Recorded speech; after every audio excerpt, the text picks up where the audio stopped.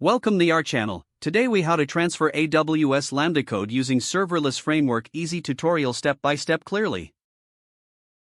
To begin, ensure you have the Serverless Framework installed on your local machine. Open your terminal or command prompt. Navigate to the project directory containing your AWS Lambda code. If you haven't already, create a new serverless service. You can use the command serverless create template AWS Node.js path myservice. Replace myservice with your chosen project name.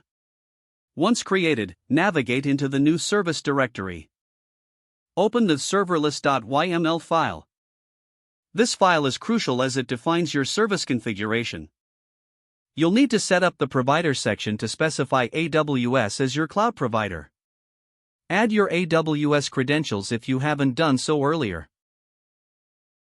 In the functions section of the serverless.yml, define the Lambda function. Make sure to point to the handler file and function name correctly. Now copy your existing Lambda code into the designated handler file.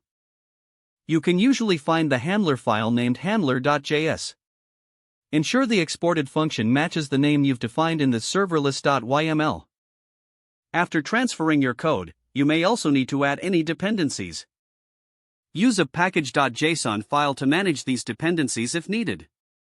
Run npm install to install any required packages. Next, you'll want to test your Lambda function locally. You can use the command serverless invoke local function your function name. Replace your function name with the name you've set in serverless.yml. Once you're satisfied with local testing, deploy your service to AWS. Use the command serverless deploy.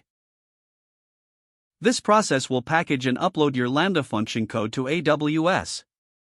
After deployment, you will see output with the endpoint URLs. You can now test your deployed Lambda function using those endpoints. If you encounter issues, check the cloud logs in AWS CloudWatch. Don't forget to like this video and subscribe to our channel for more step-by-step tech guides.